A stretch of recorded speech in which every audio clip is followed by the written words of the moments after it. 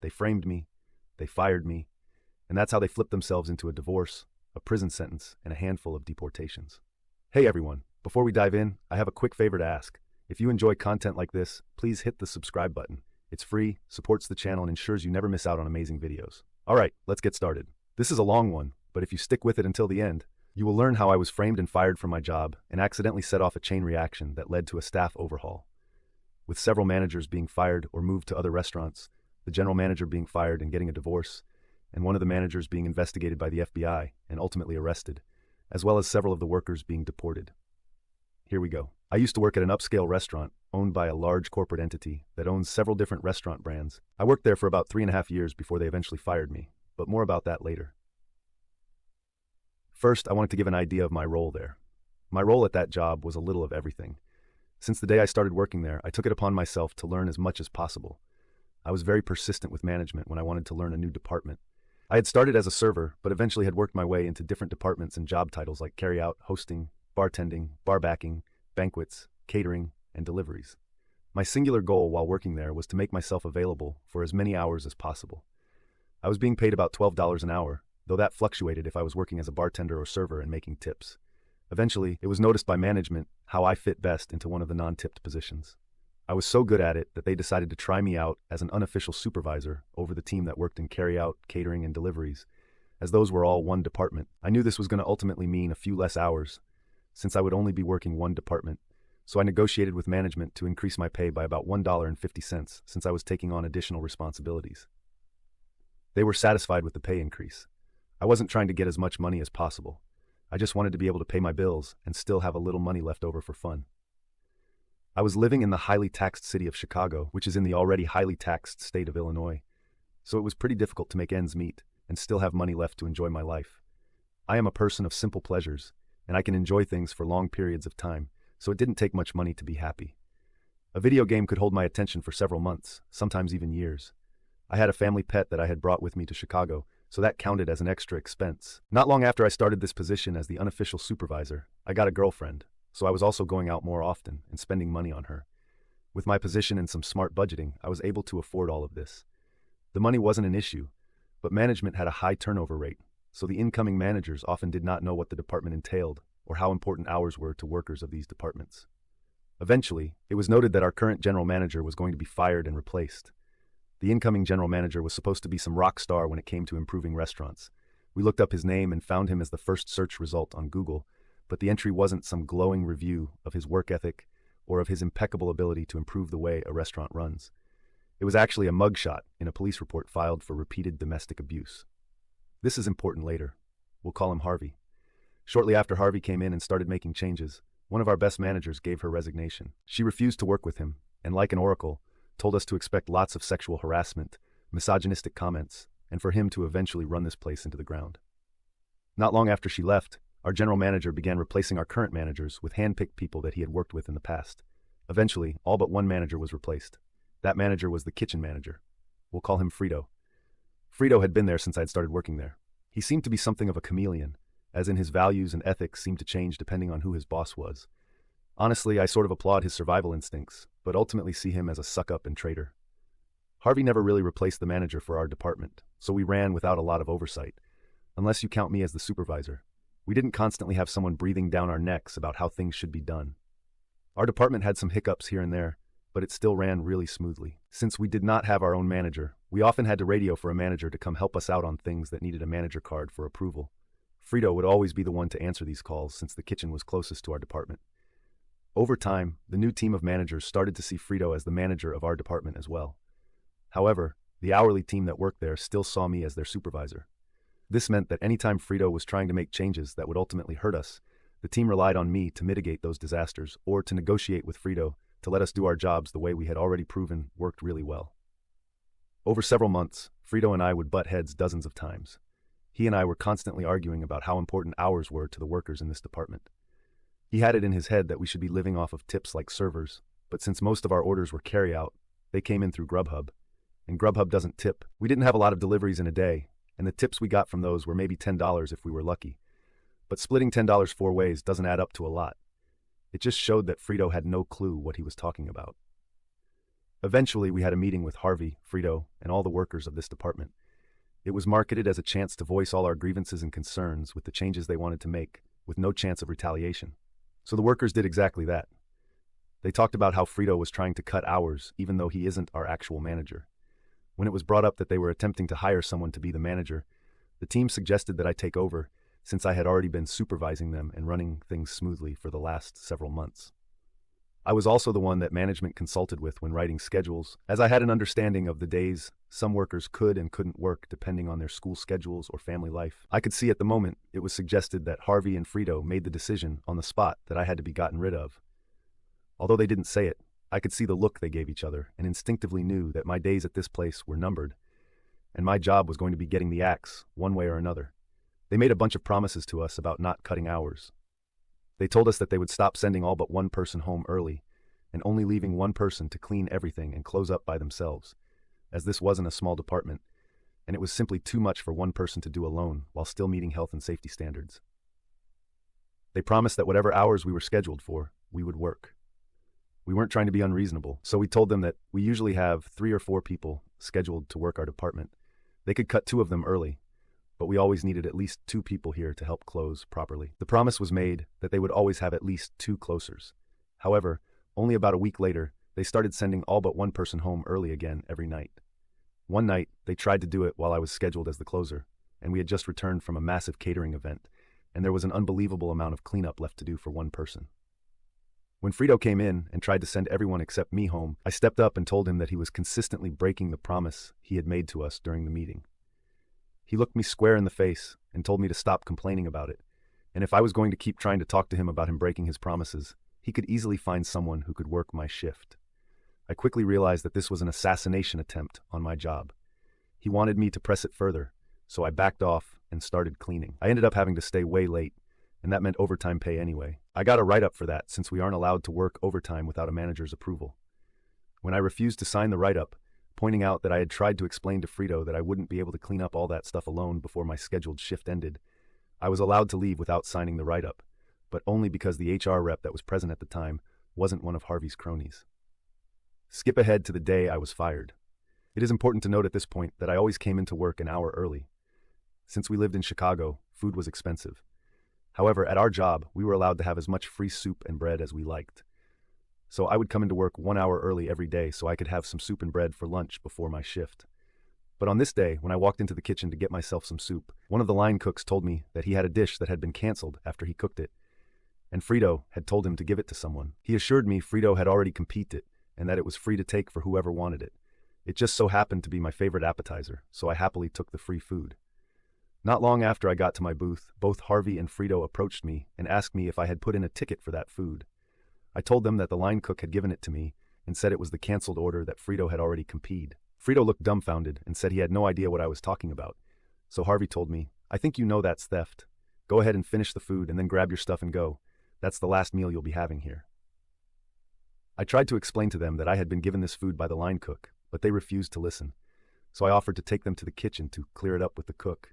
But by the time I'd gone back to the kitchen with them to talk to the line cook, he had already gone home for the day. I had no choice but to gather my stuff, say my goodbyes, and head home. On my way out, I told the people working my department that afternoon what had happened exactly as it happened. They were shocked and angry, but mostly sad to see me go. I decided that on my way out, I would stop by the accounting office and pick up any tips that may have been dropped for me that week, just to make sure I didn't get screwed out of that money. Before heading down, I had the gut feeling to just set my phone to record, and I stuffed it into my pocket with the camera rolling.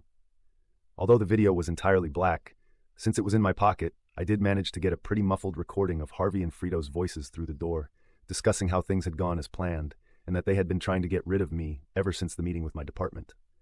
I knocked on the door, and they hushed up before opening it. They asked what I was still doing there, and I asked for my tips. They gathered what was in the safe for me and handed it over. Despite my anger rising at what I had just heard, I decided not to burn this bridge just yet, because perhaps I could nuke it later. I offered a handshake to both managers, thanked them for the opportunity to work there, and left, making sure to pull my phone out of my pocket and record the front of the restaurant with the sign showing its name and logo. Working in a restaurant, you learn to always cover your own ass. It's true for most jobs, but something was just telling me I would need this all later. If I was being accused of theft, I wanted to be able to prove it wasn't true if it ever came up in future job interviews, which is exactly what happened, and where this all started going nuclear.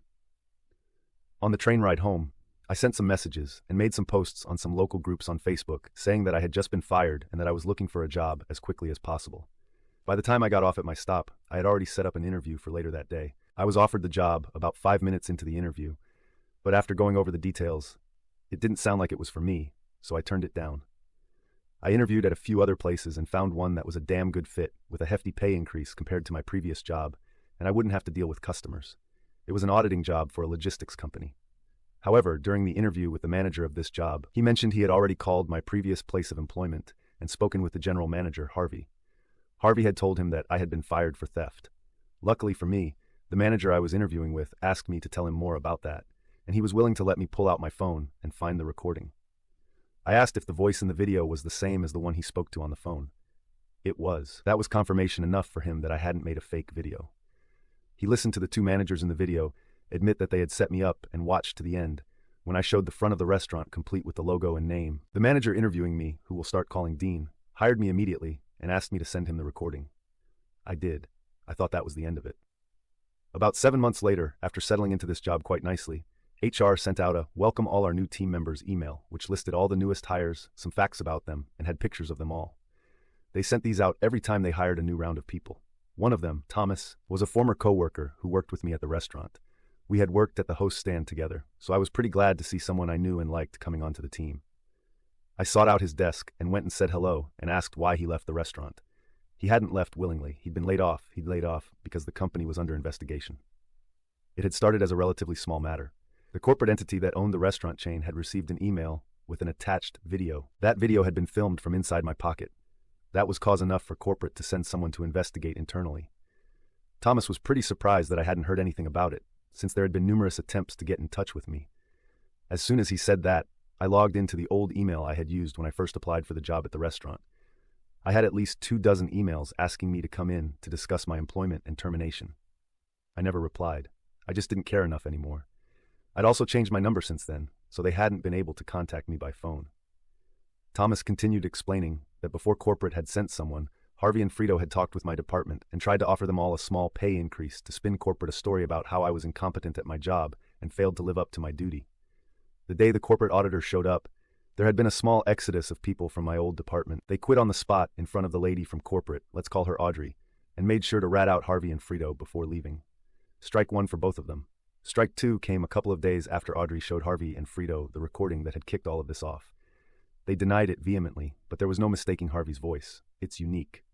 Not only that, but the video also picked up their voices and mine when we shook hands and had a friendly parting of the ways, which was something they had already bragged about to Audrey, thinking it made them look better. Better that we were able to part on good terms. This wasn't the actual strike two. That came when it was clear they needed to be separated, so Audrey sent Frito to work at another restaurant owned by our parent company and temporarily demoted Harvey to manager. This tore them apart. They had once been an inseparable evil team, but the pressure of the investigation must have pushed them over the edge. They ended up at each other's throats on Facebook, on a public post on the company page. The post has since been deleted, but Thomas explained it as the following. Frito had been pictured in the Facebook post on the restaurant page, and Harvey made a passive-aggressive comment about how Frito shouldn't even be in the picture since he had been moved to another restaurant due to misconduct. Frito saw this comment and said something along the lines of, "At least when people Google my name, I don't show up as the guy that punched his wife." To which Harvey responded, "Very funny from the guy who is cheating on his wife with Janet's sister." Not her real name, but Janet was the girl they appointed to officially supervise my old department after they fired me, the unofficial supervisor, Frito. Frito replies to that by saying, "Like you haven't tried with half the waitresses. They all have stories about you trying to hook up with them." The post was deleted, but not before it had been seen by Audrey. That was officially strike two. Strike three came the next day when Audrey started interviewing the female waitstaff and bartenders, seeing if any of them could confirm that Harvey had tried to make a move on them. All of them were interviewed separately. Several of them had similar stories. Every girl that confirmed Harvey had made a move on them all said he had offered to be their sugar daddy if they would send nudes or stay after closing to fool around with him. Harvey was fired, but that isn't the worst of it. Audrey, the auditor, wasn't just some random woman from corporate. She was the old regional manager for this area and had personally hired Harvey's wife as the general manager of another restaurant in the city. So she called up the restaurant Harvey's wife worked at and told Harvey's wife everything she had learned from the female waitstaff. We learned later that they had gotten a divorce over him trying to cheat on her. after she'd already given him a second chance to change after he had beat her. I don't know what compelled her to give him a second chance after something like that, but she sure didn't give him a third. After firing Harvey, the line cook who had given me the food was interviewed by Audrey. I don't know how it came up, but at some point he had let it slip that he was an illegal immigrant. She had his file in her hand with an Illinois ID and social security number on file, so this confused her and she pressed him for more information. It turns out that Frito had some connections and had his own miniature black market going on, where he would have faked social security cards and IDs made for the illegal immigrants he was hiring at reduced wages. It had been going on for at least 4 years. Needless to say, this is a felony. With the potential PR nightmare that she was likely dealing with, she felt she had no choice but to alert the authorities. The local PD enlisted the help of the FBI, since some of the evidence led them beyond the jurisdiction of the local police. Frito was arrested and quickly gave up the names of the people working that he had sold social security cards and IDs to. I'm not sure if he gave up all of them, but he did name drop about 14 people, and of those 14, at least half were deported by the time Thomas had been let go. One of them was the line cook that had given me the food the day I was fired. Thomas went on to explain that it had all started with me being fired, but I never sent that recording to corporate. I'd only sent it to Dean when he hired me. I asked him about it, and he told me he had sent it to his wife since she was a lawyer. He wanted to see if I had a case to maybe sue my old job since what they had done was wrong. But he also remembered that when we had first talked about it, I had said, I'm not the type of person who would try to make millions off an entire company because of the mistakes of two. But I'd also said that it would be pretty sweet to see them lose their jobs too. So his wife had been the one that sent it to the legal team at the corporate HQ of my old restaurant job. My boss showed it to his wife, who forwarded it to the real head honchos of my old job. They were both just trying to get two scumbags fired for what they did to me, but ended up pulling a thread so long that it didn't end until there were sexual harassment accusation revelations about managers cheating on their wives with girls, related to people they had placed in positions of authority, a divorce, mass layoffs, pending investigations, a staff overhaul, an FBI investigation into what could be considered black market dealings of falsified government-issued documents, and at least a half dozen deportations, and probably as many as 14. I don't know if this counts as nuclear revenge, as I didn't actively pursue it. But Thomas ended up showing me that even if it wasn't revenge, it was definitely nuclear. And the crater it